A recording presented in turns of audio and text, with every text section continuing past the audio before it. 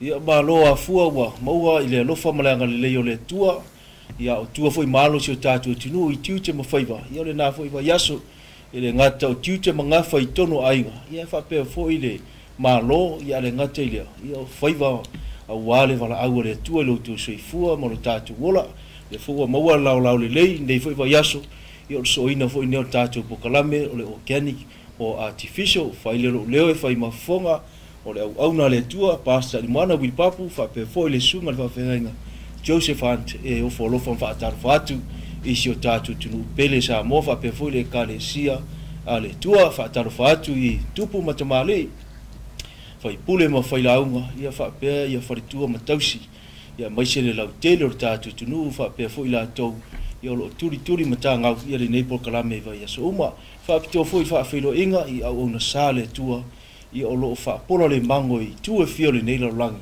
ia wa lava tai le tala ina ia o le fina ngano le tua o fo lo fa ata fa atu fa pe fo le tapu inga malu si o tatu e kalesia si steg le langi atoa fi nganga fa ta lo fa filo ia tu ile ne fiafi fa ta lo fa fo le sunga fa fenga Pastor Willie a se fo le sunga fa fenga ia Joseph Hunt ele fa ngai martato pukalame a vele sua fa pele o Yesu Keriso e o folo fa talo fa tuaisi o tatu tunu i le nea fiafi ala foi le talo a materia o tatu pukalame matou tamai o le langi matou ole atu le mana lo nganga fe so ni mai fa ngai na le suifua mo le matou ola nea fiafi ina i mafai na manino lo fina ngalo o mai mom fa longo so matou tunu pa i atu lo nganga le tua ia la tuiloa ngona le taua ia ola upo moni e saunia i mātou le langi ma le ola e whawawau, ia vi ia lo suafa e whawawau lava. Amen.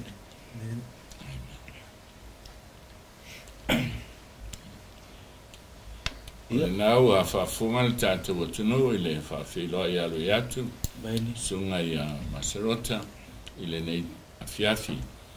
Pita, o le a tātou whiangaia i loa man tātou proklama, o le autu o le tat proklama le ne fiafi.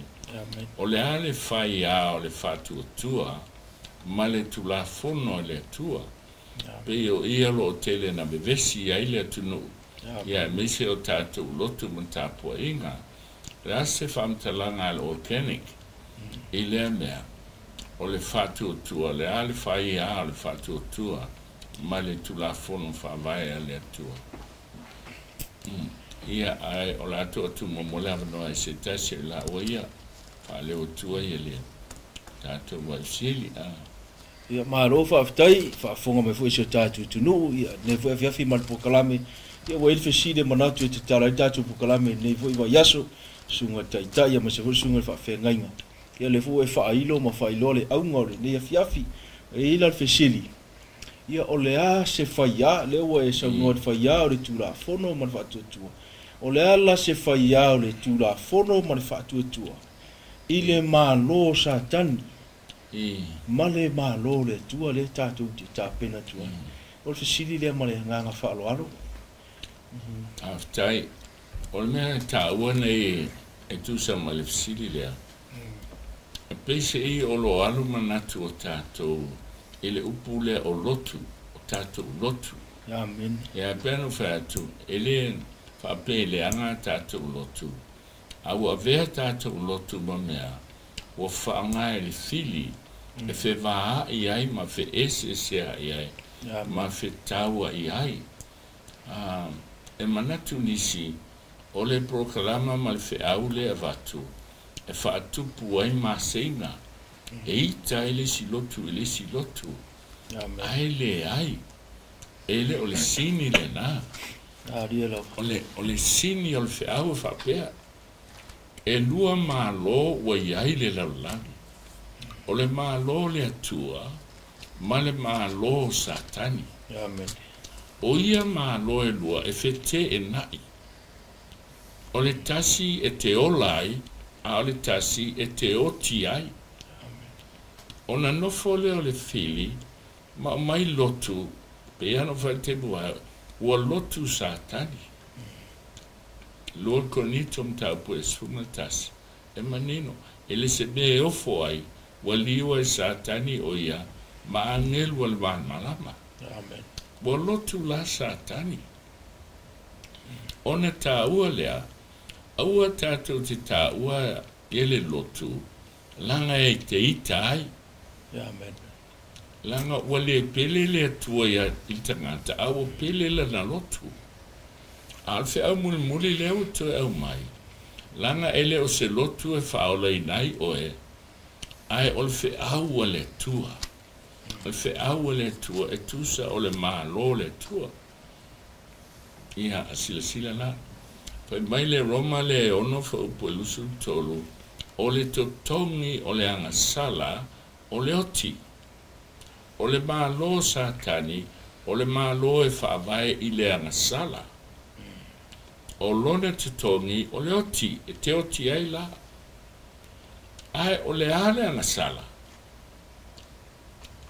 mo mole Ioane tolu fa upo fa o le a mo mole Ioane tolu a lona fa upo fa tio se fai tau mai la mal fa talanga ale tua ele mo mole Ioane tolu fa upo fa le e ta ua o le ale me ta o le anga sala fa fe na anga sala le takata mo Ioane tolu fa upo fa ta wina o la to uma o e fai le anga sala o la to soli fo i tu la fono o le anga sala o le soli tu la fono la vale Amen.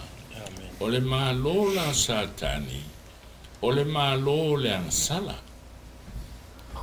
o le te tongi o le anga sala o le oti a taula le malo satani na i loa lea o le malo lea a e alu ai pea a o e loa mai mamlama o le oti lo taunua po le alava le ingo le lotu ai e la loifo o le malo o le anga sala Amen. ai are malo le tua silisila il tusio e peru fa fonga le malo o le tua malona fa vai e peru o le mata po mo al fa po tolu e peru mo si bai il fa po valu fai mai fa po valu masirota se feita mai ro e peru mo a lona fa po valu Fai tauina. A ua wha pea mai i le alo o lono whaali lea tu wae e whaavavau lava lea. O le to o lo malo o le to o le ami o tonu lea. o le to la o le malo le tua o le malo lo na alo o le tula fono le tua Amen.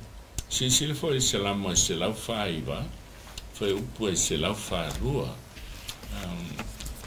si fita mai al tato maule e o te mana fai tau mau Amen. ina ia e loa o le upo le tua ele se upo se lotu e te leo fa longo la se a onga se lotu o le te fa longo ile fionga le tua Amen. salamo se la usfuma leiva al foi upo se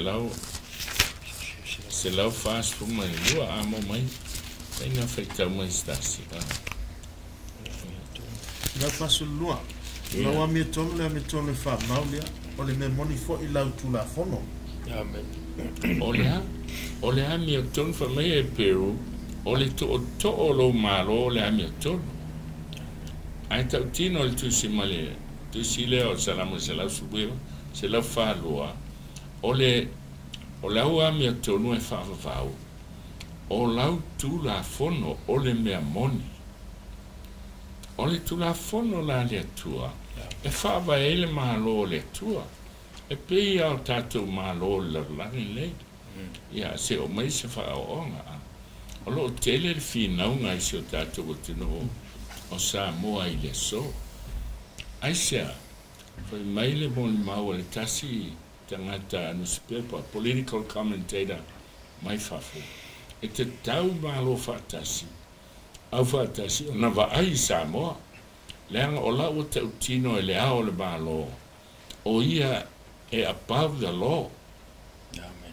o lona wera, ele pule le tulafono, e pule ia. Ia o le sui tu o le ata, o la e tau whaamtala mai e le ao le malo ia, o lana pule, e pule e tusa o le tulafono, na ave ia te ia ni me pule ia. O lona wera, ele o ia e pule ale tulafono. Ia la tatia lan ma le tatou malo ia, langa e la ele ali lo ia ma la tau e whapitoa, la te loa au ili po le ali sa o ia mea. Ai malo demokrasi uma po malo au fatasi. Ele pule se tangata po le tupu po wai po le presidente, e pule ale tulafono. E ustai uma tangata il tulafono. O ai solia il tulafono, e afe iluma il tulafono e fasalaina. E fa pena fo il malo le tua. Fai tau fo ele, ma te ilu sul fa, alo na fai upo esfuma al fa. Ai mai e tala inad fo le tala le lei o le malo. E le se tala le lei e se lotu. O le tala le lei o le malo. I le atu laura uma, e fai mamoli bau. O lona winga, e to tele la tele talia ina. O pele ala tau lotu, ma la tau tapoe. Ai fai mele tu e fai mamoli mau ia te oe. A ole i o mai le ngata anga. O le o tatou iei nei le ngata anga, po le toi tu la o le paneta. Pitai. Wa o mai e le tu o le tala le lei, o le faoltanga, o le tala o le malo. Malo le tua, o le malo le tua, e whaavai le tu la fono le tua. E hatia e le tu la fono le tua. Ai ala le malo satani. Fai mai Yesu, le Ioana le valo o satani, o le pepelo lava ia, o le tamā, o le pepelo mai la amutanga. Ia, si tatou me loa. A fai o le whaavai o le malo le tua, o le tulafono le tua, tu sie a ao le tua, fetalai iai le tua. Ai saul malo satani. Ua le aisi tulafono. Ua lea o ngā le tulafono. Si mawhi tātou le sea, tātia ia tātou lotu mai pisa. Ai wa ai malo i e lua.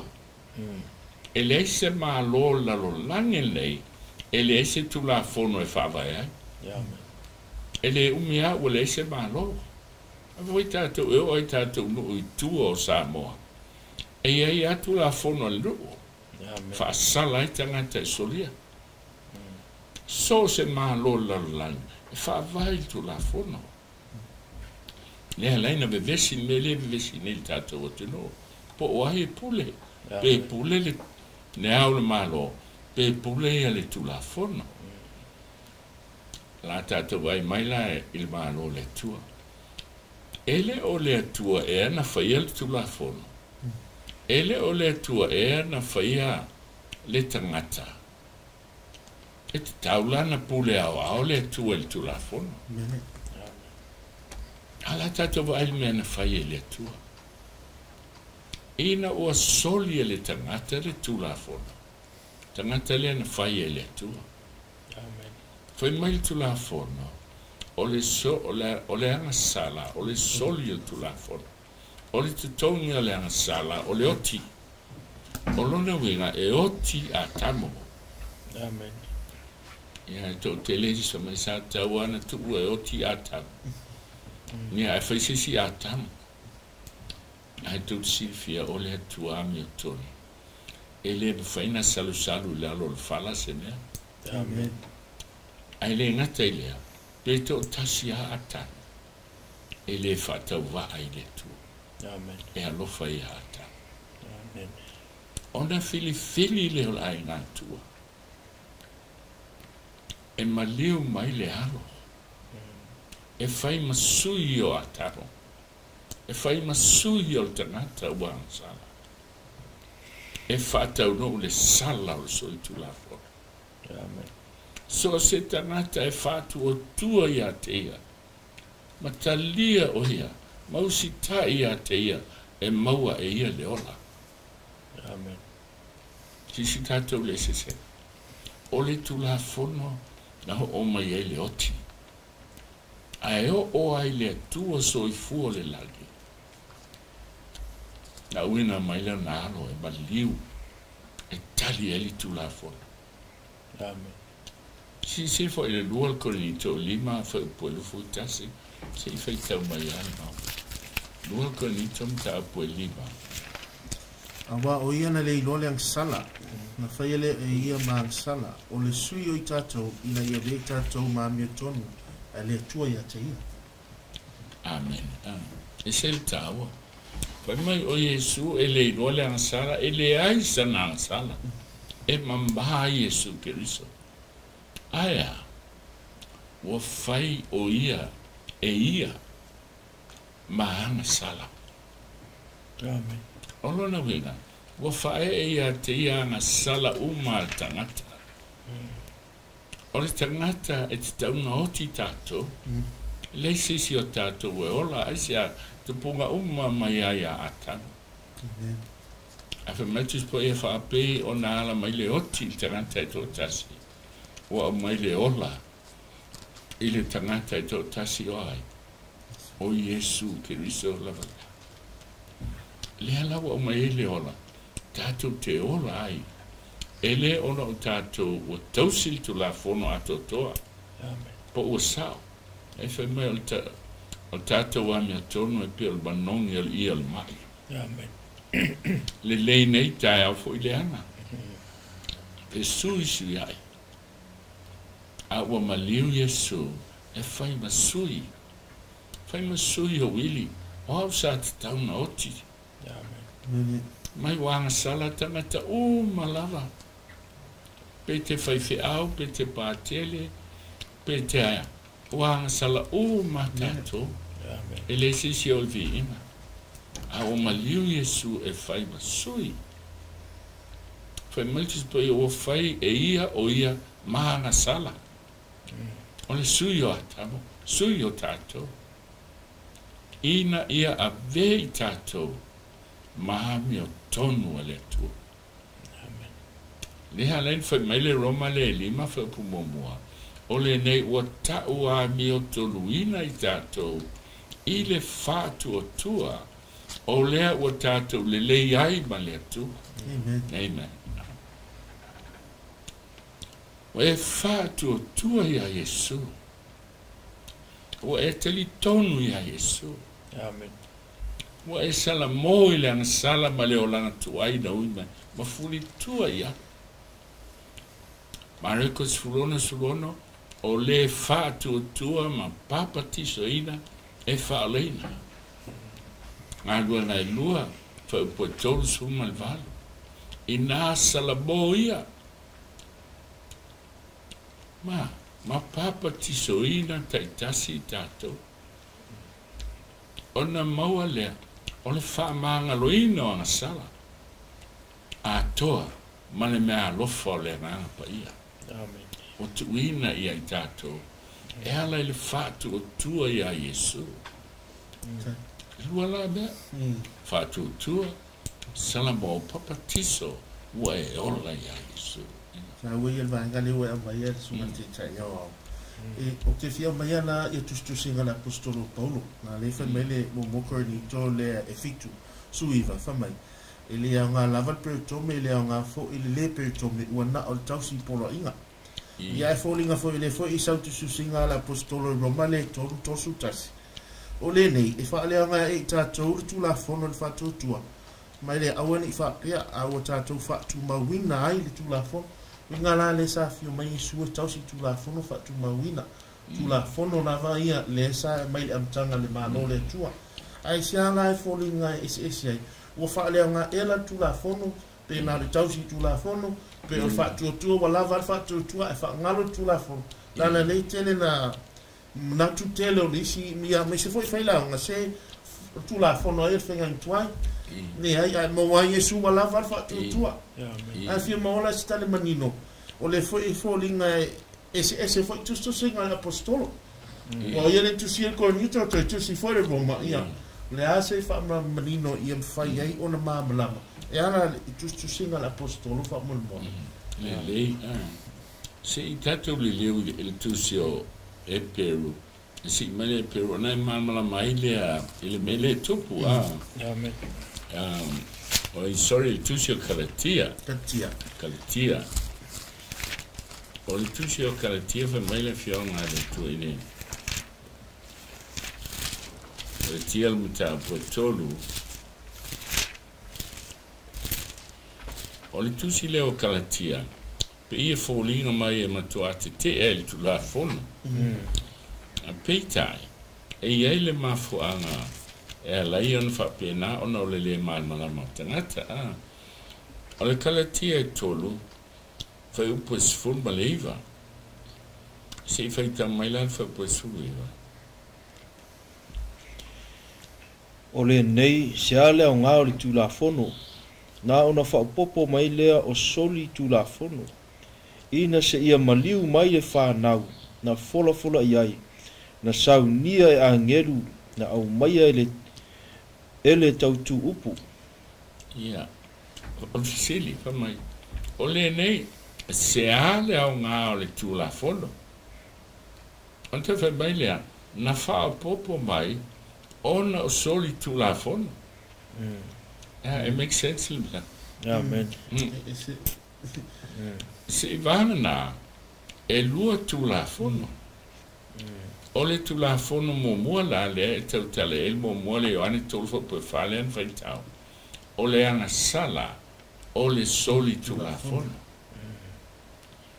anu fai mai lea o le totoni o le anga sala o le oti sisila wa anga sala neila tangata i whena inga tuai o lona winga anga sala fasioti anga sala fasioti langa lawa i tu la fono lena mai mau sinai au e te pepelo fasioti au e te mulilua fasioti e o mai la fe o feoti uma lalani ona fai mai le uspe no fa o popo mai la o lesi tu la fono oi tu la fono la le tau o tu la fono mose tu la fono le ana tu fonga ia le tua ia mose ile tu se malake fafa po lima ilu mal monga horepa ona saule o mose ia tu si ma tu ile tu o le tola au tu la fono la na mose o fa salanga na mai po o leta o le fetu o taunu wai anga sala nei au wale eva tu aloha o fasioti loa a talu ai o lea fio mai Yesu o te o lai ona mai lea o tamai ba mo e fasi e fai mo usui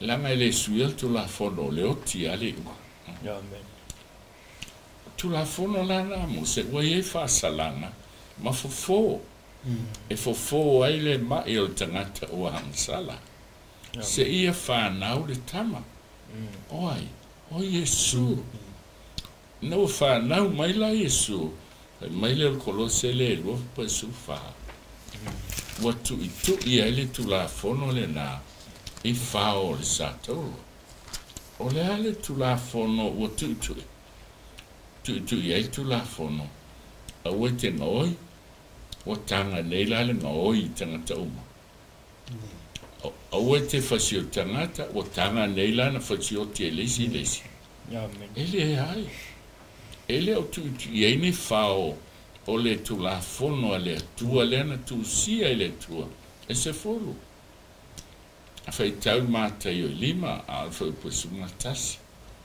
mai le upo Yesu e ma vaengo fiele langi lea ma le lalo langi ele vale sina fasi banta i tusi atas oli tu la fono se ia tau no umea umha amen ia o ame umha tau le ia fa solo le oti ele tau no umea umha ele io ona fa maina la langi le ansala na le to ya ngale o tu la fono ia wa o le sana te to ya na sala ala fa solo le oti le alu la sala ia es fa solo fa si oternata ia ma le tau e misa ia ele mo na me o la tala tu spaia o le tu la fono le tu si a le tu o tu la fono e fa va o le fa vai o le malo au tu la fono la ia ta ui o tu la fono na bose e ele fetu upo le fa salanga o le tangata e soliel tu la fono le tu na fa popo mai o no sol tu la fono tu ule tu o le tala se ia fio mai li tama o hai le tau tu upo o Yesu ke risolea pai mai le sa faile tu la fono ma tai tama o le tu la fono le sese ma toa al tu la fono e ta mai ele me ta o le ansala ma le tu la fono e ele fa salanga o le tangata e soli sese ma toa tu la fono sa ta i mai ai se e fio mai Yesu dia ona o mai lo le o lo na winga la o le te estu la fono le foi mai Yesu e tu ma we fa fa fofo ele tu si Roma lena e feitawina Roma e tolu fa o tolu suma tes Roma nta po tolu alon fa po tolu suma tes mo feitaw o le nei e fa le nga e ta tolu tu la fono ile fa tua aua ne i fa pea aua tātou whatu mawina ai le tula fono.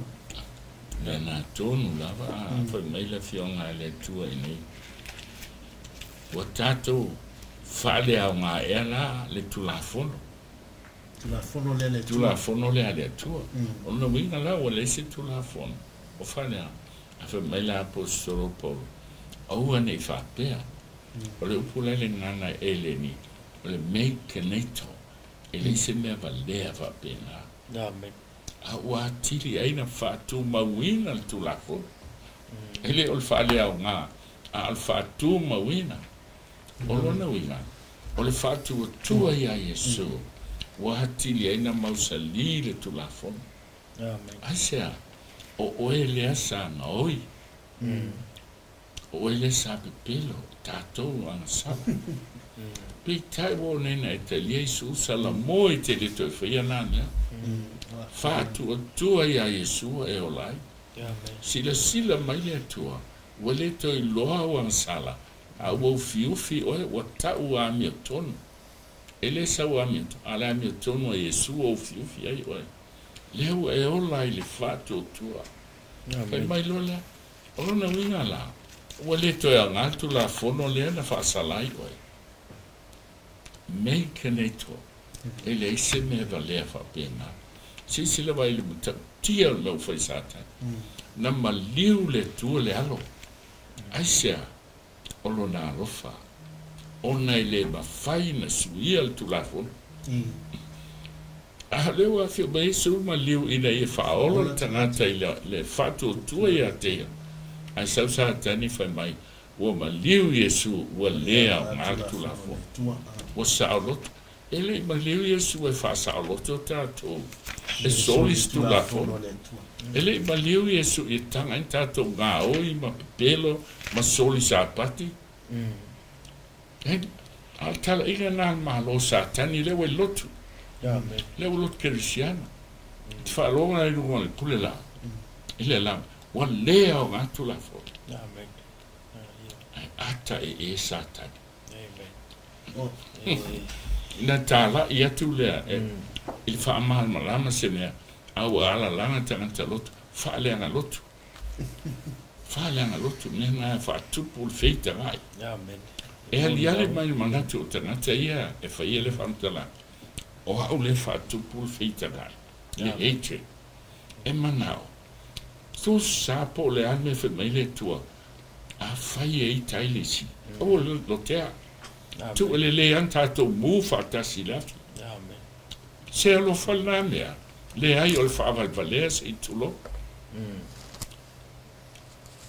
E ma whaina e whaia me ana i so ai. E te iloa o oele i ailme e olai. Ai tu pene te uaita ia te oe whātoa oe. Ai alo whailo wainga pe whātoa oe. E le ma whaina e le tautala. Amen. O te fia tala i le upole tua te loa mawha. Langa o te iloa i te tonu o mata tau rotu. E o e lotu poke. La iei tangata o le tua. Amen. Paua le malmalama la iai. Ai e fia whaaloma le me ta o le pumoni.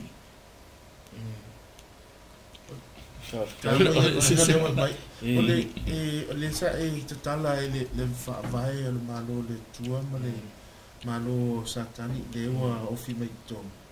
Mai lava le fofoanga. O le fia maamla maatili. Sa iai le tu la fono whaavae e le malo le tua. Le tatu whai tau fwoi le ia lukura ni toi lima whai palutasi.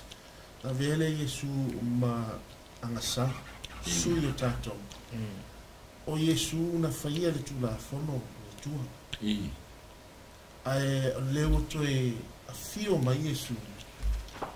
E usita i tu la fono. E sa ele isa wala whaina whape i wha Yesu. Wa o ia whain su ia tu la fono. O ia le whaia tu la fono. Ale wa amotasi mai. Wa ila le mele wa ia suinga. E te lela le lufa le wha ali mai le tue i. Ele na tai lua mea. O le alofa o le tua. O le filfili e salu lalo le falan so tu la fono ata. A o filfili e tua. La vea i ata. Ata mua le totas. Filfili e la vea i ata. Ai maliu mai lo na alo. E oti. E fai masui o ata. O le ngata i ata. Alfa na uma ata. Le o rei tato. Mena ta o le lofa. A o lona lua. O le mea fo na ta o le ami o tonu. Te tato. Tula i mai se mea whapea. E mawhaine e whapea tu. A watula o atali e o te sui e le i lama lan sui tula. A te le mawhaia na mea. E li so te le lopo te mawhaia na whaini na mea. E si li eno o tia. Ai, o le mea ra, vai le Ioane tolu hotu sumala. O whaapea lava o nā lofa mai o le tua. Whaapea tania, God so love. Mata utia le lo loto o le lofa. Amen. Filipi e lofa po lima e fitu. O Yesu Keriso mai, ele o se mea whaoa, tusa o ia ma le atua tama. A ua wha mau lalo e ia i te ia. O winga whaatasi mai polona. Ina ua whaia o ia o le tangata. Kia o mai lai lisi mea fofongi. Wale ngata ile na awo o le baliu. Wai mai o toi wha mau lalo. Se whai tau ale mau na wha munua. Filipi e lua. Wha upu e lima e o i fitu. E rau whai tauina. Ia iate o tou fo i lea lava manatu sa ia ke riso Yesu. O ia sa winga whaatasi ma le tua. E le i manatu ia o se mea whaoa. Ina ia tusa lava o ia ma le tua. A ua wha mawalalo e ia te ia. O winga o ia whaatasi ma le polonga. Ina ua whaia o ia whaapei o se tangata. Nei loa foi o ia ua tino mai le tangata. Ua wha mawalalo e ia te ia. Wana ana ua o ina maliu. O le maliu lea i le sātau. Whaalua na whaamaula. Amen. Whaamaulalo le tua e lea matangata. Amen. O le sui o tato. Peitai ele me ese ai. Tolu ma le awhata usanga o savali. E au noa ma le ansala. Ele mwhailana whai masui o au. Poses. Langa o tato o tangatanga sala. A o ie le sana ansala. Le la whai mai el kolonito. Na whaia lea e ia o ia. Maanga sala. O ofo le alo. E toe la ai le sistepu la. Amen. Na te amo ina le ansala tangata. Whai o ia masui. Ina ia vei tato. Maami o tonu a le atua. se lo foi na ese le tio le maule le salamo e valu lima fa pues se full se feita o mai lava tio le lofa ma fa maoni o ftai ai o le mi tonu ma le file mu o la songa o la fia songi le alofa ma le a file ma le fa maoni o ma fa maoni si o le alofo le tua ma le fa maoni o le tua e le pelo e le fe me i ai pe talo ni na politiki le ai amen ai fa maoni le tua e o le ti amen ona tu fe mai le a o le mi tonu ma le file mu o la songa fia songa o le ami tonu ma le file mo o la fe sonia necessitato ami tonu le tua na maliulo na alo e fai masui o tana tansa ele i aro langa e ami tonu peitai i lona alo fa na tele i tau fia se me tasi o lo na alo le mea sili le hei ate tasi ale ateli ana ia fo ina mai e fai masui o tana fai mele o tuspa ia o fea soni le ami tonu ale atua ma le file mo o mai ele file mo o tatou sa loto ai i le so i lo nalo fa ma lo nana le amen sai ai o te lona automata mata ile e ele si tatou proclama o tonai sa fa matala il fam talanga il tangata e no ya Ron Wyatt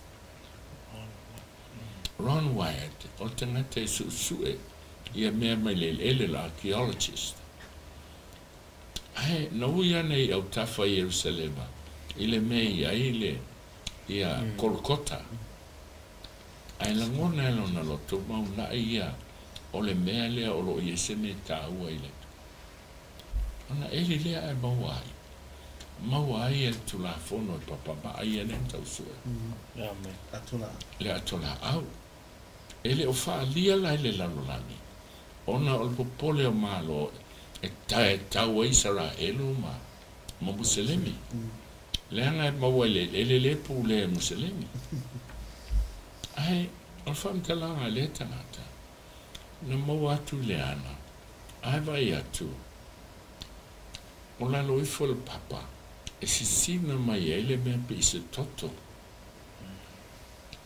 o leva lana e o mango a la la vai longa il papa ona saure o toto na to yoso lunga ai pa o lunga o le no fo le lo fatuno ele me o ele atola o le tu la fono ele tu ona tano le wa valu e senai ia le toto le o mango ai ave su e le lapi Israel ai su e atu le lap e esse ale toto le anto toto wa to le afe tau sana o levan tauna le tau ai ofo e su e to o la lava e o la toto ai su atu esse mai toto tanatola o le toto le e luas fumal tolu meta o chromosomes o tō malama ia mea so stangata ola e fu tolu chromosomes ale tama go tolu chromosomes ole tina ale totolea e na ale lusu fa chromosomes e go tolu chromosome ole tina ai tasi chromosome e I ila ole atua amen lo fu tolu o Maria ai tasilia nan pa ia le ala la ba e ola e o mai so ai sau al toto baliu Yesu lunga te man tu fo ina la tu fita tu I le fa le tu Yesu ta fe mai ai le toto na wo lu le ma fu mo vai ai bi fo ali fo ila papa pa o lunga no fo le tu o ina fea sonia le amio tonu ale tua ma le tu la fono ma ua maua ele file mu e le tangata tato te ola amen ma ro fa ftai tele lo sunga le fa fe ngai ga mole talina tātou sili pe le ua tala lava. Ia mo i fo se atuanga, ia ma se manino fo. I whafonga mai se tātou tunu, o le ho lau mahu atu lau sunga taitai. Le tau o tele o tātou sili e na awatu la matanga. Le a se whaia, o le whatu tua ma le tura fono. I le malo sa tati. Ma le malo le tua le lau manino. Ma waile a mio tonu le malo le tua, ma waile ola. Ia o le si malo e ma waile le whaafanonga le pe ale istai. Le whaftai tele lau sunga whenga. Ai la le si visiri. O nei, sau noa fo se tasi o whaafengainga ia i whaalongolongo i fo. E whaapela na ia au onga. E iei level mea leo le whaatu e tua. Peila e ngai ma peisira na ia sau noanga. I tā le ni fo i e lima le i whaata o tō le nasi i te Jesu. O lesi e lima, o lesi e lua, o lesi e tas. O i nala le sau noa ia, whai mai o level na le whaatu e tua. I o le sira ma le whaalolo. E iei ni level ia po o la asanga le whaatu e tua. I tangata kirisiano, o le. Mai se lava le vale ma le tausinga le opolo inga. Wai manatu foi nisi. Le ia se si wa atu tua sana tausinga. Ia o singa ma le whaalo. E ini levo le whaatu tua ia. E o lai tangata kirisiano ma le whaalo alo. O tā leni a ia la tā o tsupa ia. O ne mo ne atofu a tātou tā leni le tātou te iloa a ili tino. Pei tai e leri mai o lai manatu ia ma fofofo ia. E ma faina apalai le whātuatua. Amen. Mai moni lava ia e sa o le mafuanga. O le whamtalanga la apostolo Paul e tusile Roma. E tupu le whātuatua. I le tau longo atu. O le tau longo atu foi. O le fionga le tua. Amen. O lona winga. O le whātuatua le tangata e mawalalo. Ai tupu. E ma faina tupu. E lua me tupu ai. E tupu i le whaalongo pe le fionga le tua. O lona lua, ai whai tau le, i le Ioana le amtau po e suma lima, e sfuma le fitu. O lo whaamatala ina, o le anganga o le whaamangalo. O le whaamangalo, ma Yesu, e te tau ana i ai mei o tangata, e tau suai, e mui mui. Ai tā lofa le tangata e mo e nā mea. Sa sili no no le ua i se maa. Ai tongi i sami. Ia, ona whamatala lo le Yesu le ata le whatutua. Kai mai Yesu, o ai se tangata, a sauro uso i ate oe o se whatu e se mai ate oe. Ai, e te tauna e whamangalo i ai. Amen. Ato le foi to se foi to sao. Pe fa fitu no forune fitu leso. E te fa mangalo ai ai. Ia. Mbai lolta la so. Le li. Ia e fa tu puina lo mato fa tu. O non wina. O li si le me testa il fa tu. E le ngata i rotel tonu ile tua. E le ngata i lo whaalongo le fionga le tua. A tupu voi whatutua. E ia te oile anganga whaamangalo. O le mafu anga. Wai fui tātou. O tātou e tu ia sātani te niu. A o le mahalosi o lo whaamangalo. E tupu ai lo whatutua mai te tonu i le tua. Pe taila. A e whai tau le lua le pe te runga tāpu mua. Fa po tolu e o sfuma tolu. O sfuma tasi. O I e te iloa o whawa senga mai el tuspa ia. O mea e te iloa ai ua tupu lo whatutua. Pe ila le nei tio se e whai tau mai lava ia le maulea. Lua pe te runga tāpu mua. Ia, nana mau. Fa po tolu e tau whau poe e sfuma tasi. Sfuma tasi. Te on fwat mai ati tātou ai lona mana le tua o mea uma. E o ai le ona ma le amio tua i lo tātou i loa le lei o le na wala au mai i tātou i lona lei si lava. O lea ua ia forfole ina mai me si ese lava ma le au ngā. I ne tofisia whatasi o tau i le amio tua. Ina o sola ese o tau le amio le anga o i le lalangi o i tu inau. O le mea lava lea i o tau mutuafa maalusi ai lava. na ia whaapopoina i le amio le lei lo o tau whaatuatua, ia whaapopo fo i le poto le amio le lei, ia whaapopo fo i le le ngā ia i le poto, ma ia whaapopo le onsa i le ngā ia, o le amio tua fo i le onsa, ia whaapopo fo i le lofa i le auso i le amio tua, o le lofa fo i o le lofa le auso. A wā pe a mau e o tau ia mea, ma ua whaateleina, o na vea i lea o tau ma e ua le pa i e, a o e fua mai le i lole le o lo tātua li o Iesu Keriso. A wā o ia e lo ia i nei mea, ua tau waso ia, ma wha sengo sengo, o wha ngalo ngalo fo i e ia o le wha mamaino ana ang salatuai, o le nei leo soe i a tili ei o na wha malolosi o tau i le wha mawina o lo tau walawina, ma lo tau filfilia, wa pe au tau whaia ia mea, tau te lei u vale i lava. Amen. Ia, tā ua la, rale tolu pe ia tā ua ni level of whatuatua. O matua whawasenga, mai e matua whamalosi lava. Ina ia whapopo ina le amia le lei, ilo tau whatuatua. Lono mingal whatuatua le Amerikas Ronsurono. O le whatuatua ma papa tisoina. Whaleina lea. Whatuatua la na ai basic. Ai wala na ato toai ato ona wa mai la mi tonu la Yesu wa fifi ai. Ato toai no tato. Tu sala pe tasimino te ai oti. E ola lava. Langa wa ato toai la mi tonu wa Yesu. E ala in whatuatua. Pitai o la mi tonu o whatuatua la lea. A tato wo i whape le langi o tupu whala. E o tu tau e misa i le langi. Whape ana misa i le lau langi. Ona mana o le tua i e Yesu suinga o le tangata. Ona tupu lona lea o le whatuatua. E le ngana Britani e taula whatuatua len whapopo. O le imputed righteousness. E le sau a mia tonu. Ale mia tonu a Yesu lewa. Bo fiufi ai o e matoto ai ole. Ai wa amata lea. Ona whamatala role Peteru. Ole au wale e tupu ele whatuatua. Mo mowhai mai, whaapopo le whatuatua. Ia maua le amia le lei. Ole lawe la lea. Ole tele o te ngaita nana papatiso a langa loa. Se lopa sene o whaanoina ia iso. E sao. Peitai. E te tauna oti le tangata tuai.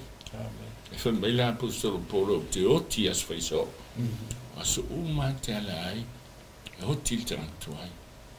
O lale winga le nai opo. So se me tu lai mai, o ele to e tali lo wita pe e tali lo langona. E te whapiani Yesu e, ua hoti au. Ale ala u tali e tali ai le mea. O lo hoti ala i aso whaiso, e sui e malawa mio. O tangata sa mio pa wha maua lunga fia tangata woti. O Yesu le uso i fua vai mai lalana. Uha mio le lei. Uha mio le lei. Popo ele a mio le lei le poto. Ele o poto e lumera po le inglisi. Le poto ua i loa ai le atua. Su ele fionga mamal malama. Whamatala i ele anana pa ia. Ona wha popo le poto. O whapopo ile le ngā ia. Le ngā ia o le winga o tafole, o whiusa atani e tui, a to o file mua ia. Hena o le ata. Wa isi tātou e fie tau sanga o lo lotu. So le ai tau le pa use pentala e oso le ta. O le level, le lau tupu. Le ngā ia. Pei le papa vo ile tau o ile nalu. Ai le a whai. Aisia wala atu lola o lisi level, le level o le ono sai. Leta ua il whaninga sumalu, mai o le sumal wha o le ono sai ala upa ia. Ua ia te o ele ono sai, o le upa ia, le tele lau taimi, a misi tātou o sfitu. E tau lo le upa ia, e osolo o e tausi polo e ngā le tua, ma le whatutu ia iso. A misi a toa almia mumo. O tangata e ono sai. E ono sai. A utu potu whautu tua. Tu soolo le ono sai. Ma le a mi o tua. a vai lai le amatanga mai fai mai I tātou I loa le lei le alo le tua ia mau ai tātou le ami o tua o le top level la le wo iai wo e a mi o pe o le ami o le tua o lona lima lana o lona ono lana sau lona na fitu o le alofa I le uso lo uso ia Keriso wo I lo alofa iai ela mai le ata e uso ele na te lutu asfixamo tasi o uso ai ata o la uso I lutu uma lava la le conferenisi ai lutu pope ai lutu ona uso e uso matou ia Yesu e lofa foi la lesi ma te talo lesi mo lesi o ia na se lutu ele tai fai se me le anga sisi because langa la ia le uso le ai no le tu alo no na alo na fitula fai mai o le alofa le mela na ta o le akape le ta o le tua o le akape o le alofa la vai e alofa I tanga taleanga amen tinana fai mai upu palau vale mai tu si me leanga fa leanga oe ai te alofa ai amen ua I lei loa tau I masui ai se ala o tupu lo fa tutua wo o I le level mau alunga le te e la fai mai a tau fai ai mea ia o tau fa mawina ai lo tau vala wina ma lo o tau fifilia mai fai una o esa vali ai I le ala va api le ola on fa tutua la vala letas ai tupu amen ele tolu lani level e valu e valu level se luai na o lai le tato e tusa o le afionga le tu malona fina amen e ale faia la pas o disi vai ngol mai ele faia o pe o tanta fo le o la fa se amen la me le tau le o la fa se e te le lo le Yesu Keriso amen a vai foi femenina tuai tani lo sutasi tolu o le nuu latu te iloa lo latu atua e wha malo losi ma whai me te tele ia la le iloa le atua wha malo losi whai me te ai o mai pe teru whai mai o le lo e iloa le leilo latu atua ai sea la o a fio mai e su whai fo o le ngata na fio mai awa mai le nganga pa ia e nofo tātou la o te tauna tātou loa le Yesu o le toi tātou excuse to e la langi e sau ala tau upu marita mwhareanga au tātou e tali ai le lofa tai le sunga tai la ngol siri le saba ia wa pe o nisi na o fa so fo e ma nisi o faila ia le ma na tu e toru levo ia peisi taleni ia le la o le valu ia tau fo ila u fa so mai fo le melo le tau longo le fionga le tu le fe mai pau e tu por fa tu wa te tonu so sani so tatu tu no pe ana sa no lai ai o uso i lai tu le vai la fo ye fa na le tu a tonu la o lai le mala mala le tu la fo ia le fa tu le ai ai malo le ia le te fa so atu ia tu poi foi so la tu manatu fa tu na ne proclama dia la la e fa na o le tu isi lo tu la fese i solo i fa inga malo sata ni le fai lai la lo le levo le lai la lo levo le mau la lo le a tanga te alo lo fai le dia la ia fa fa tele la sunga fa fe ngai o mai le tu umi statu tele la fa tele le o kau e vai ngalo mai le fenga i kwai kusikangi edu e la ko i le tu fai me kele ma fa malo fa me tele le fai unga la val kusi le fai kau kusi pete e i le ale la fifa ofsili aku pe ila le kusi pete i ale apostolo Paulo la kusi bulbuli ya la kali o Timoteo pe e so fa ma manga i le wingo fa kananga i sa ngoi i ma kusi le apostolo i le lo Timoteo le e ongo Malfico. Timoteo. Lua Timoteo e fa. Al fai puoi ongo Malfico. Lua Timoteo ta puoi fa. Ia ta puoi fa. I ka ua fsau kuskusinga la apostolo. A oi e whaatuatua I mea umai te malava. E ono sa I me tinga ai. I e whainga luenga a le whawhona tala lei. I e matua whai uina lau whaiva. Ka lor whai po a o a ua wha maningina lo nei toto. Nei lo toto. Ua lata o na po o te alu ai. Ia. Leo whino pala le kāua le whakukole mai o le loa le lei. O whaipula e whiku le whifu te aso whaamamlamanga whaamamone. O le whaupo e ona o au whaamalinga nei lo toto. O lata o na po o te alu ai. E tusia le apostolo tusi lea. Mai le whale pui Roma. A ua uma le whai ona. E whasiotia e tipi lo nao. Lea la le whai mai wala talata na ualu. O I loa wala talata le oti. O le whai mai leo lan whaamtananga. A oi e whautau te mema. I e ono sai I me tinga ai. Temuntu lupa I su whamangalo. Na tupu leo le. Whatutu. E ali mai au mai pe teru la sanga. A ina I e la mai la sanga. I lesi la sanga. I lua me ta ua. Whaalongo le fionga le tua. Mai loto whamangalo. Na mwhaile na ila penwa teri tanga tolu suto sanga o lotu ala lawe whaali I ama whiavusu ana uste tasi ala ia ele iau dia o I lafa mai la apostolo ia ilo natali I o timo ie ono sai me tinga ai ie whailinga ruenga le fola le tala lei ia e matua whai uina lo whaiva Aua te alu o le tinga. Le uma le lo faiva. Lo faiva na kola I oe le tua. Isa mai se ate ia te au ia o te langona le tau lupa. Te le taimi. Tu lai mai whawhita au le longa le me sauai. Bam, tangata, bam, malo. Tasia me mai se tiai a alu. Halo upua le tua.